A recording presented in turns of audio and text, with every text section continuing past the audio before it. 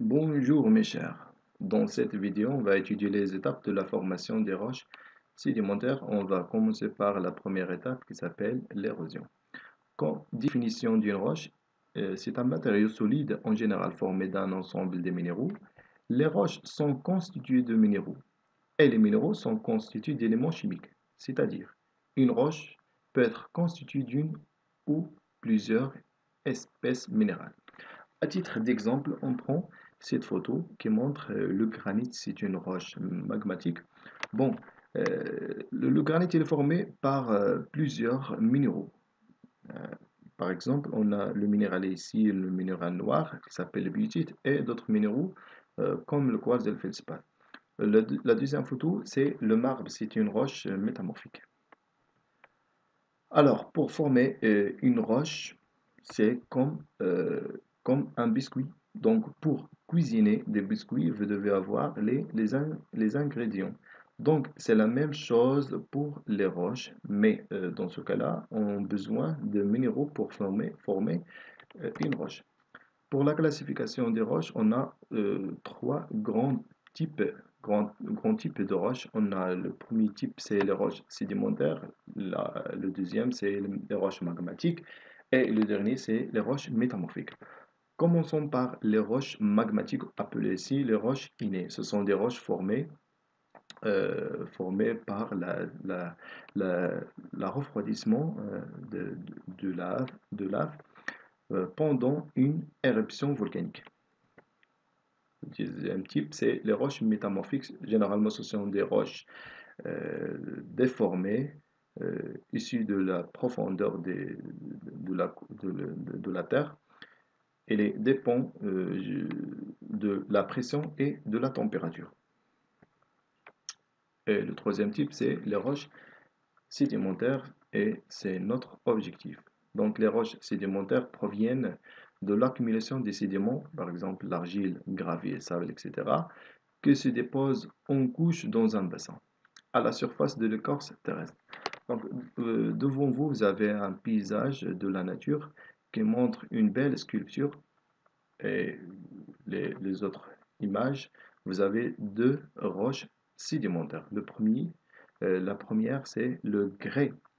Euh, le grès, c'est constitué de grains de sable soudés entre eux par un ciment ou bien un liant. Et le conglomérat, ce sont des grès à grains plus ou moins grossiers comportant une proportion importante de gravier ou parfois de galets. Donc, les roches sédimentaires se trouvent sous deux formes. On a une roche, par exemple, une roche meuble, c'est comme le sable, et une roche consolidée comme le grès et le conglomérat.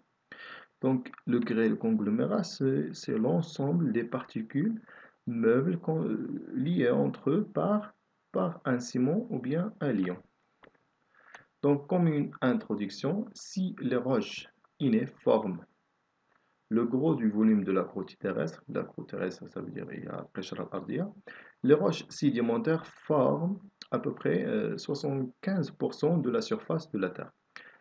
On a quatre procédures ou bien quatre étapes pour former une roche sédimentaire. La première étape, c'est l'altération ou bien c'est l'érosion. L'altération superficielle des minéraux qui produit des particules. La deuxième étape, c'est le transport, ça veut dire le transport des particules euh, ou bien les éléments détritiques. La troisième étape, c'est la sédimentation des éléments détritiques dans le bassin ou bien dans un milieu calme. La quatrième, c'est la diagénèse ou bien la consolidation des éléments pour former une roche sédimentaire. Donc, pour le phénomène ou bien l'étape principale, ou la première étape de la formation d'une roche sédimentaire, c'est l'érosion. Donc, c'est un processus de dégradation et de transformation du relief et donc du sol, ou bien roches littoraux, qui est causé par tout agent externe. D'après cette définition, on peut conclure qu'il y a plusieurs agents ou bien facteurs qui agissent sur l'érosion des reliefs. C'est pour ça on peut classer ces facteurs en deux types. Le premier type, c'est l'érosion mécanique et le deuxième, c'est l'érosion chimique. Alors, commençons par le premier type, c'est l'érosion mécanique. Et on peut citer le premier agent, c'est gel et dégel. C'est au niveau des montagnes, là où il y a la température autour de 0 degré Celsius, ou très faible, l'eau qui s'infiltre dans les fissures ou bien les failles. Pendant la précipitation, elle va être stockée dans ces fissures ou bien les vides. Et avec cette température qui est basse, cette eau va être congelée et elle va occuper un volume supérieur de 10% à celui de son état liquide. On parle de la phase gel. Par la suite, et pendant l'été, la température augmente et la glace décongelée ou bien fusionnée. On parle de la phase dégel. La succession de gel et dégel provoque une dégradation des roches par l'expansion, comme ça, c'est l'expansion des failles et fissures, ça veut dire éloignement des compartiments. Le deuxième agent, c'est l'érosion par l'action des vagues.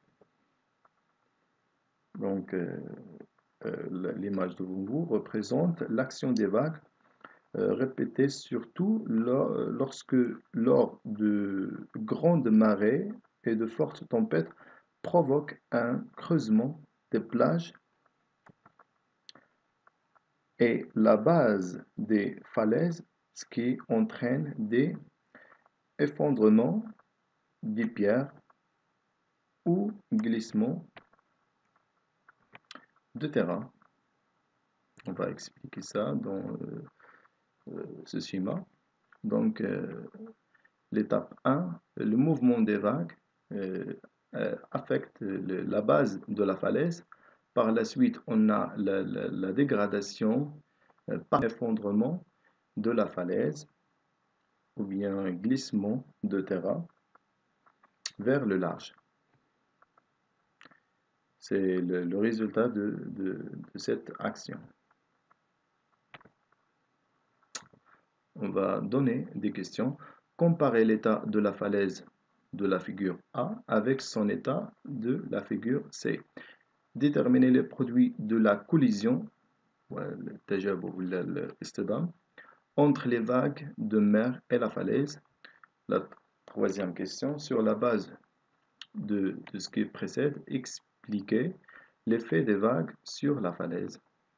La quatrième, définir l'érosion mécanique en se basant sur le document. Donc la falaise est grande sur la figure A et elle est la diminuée sur la figure C. La collision des vagues avec la falaise produit des éléments détritiques. Les éléments détritiques, ce sont les éléments produits par l'érosion. La force, la troisième question, la force des vagues mène à l'érosion des roches de la falaise avec le temps. La quatrième, l'érosion mécanique est la dégradation des roches par la force. On passe maintenant à l'érosion par le vent chargé du sable.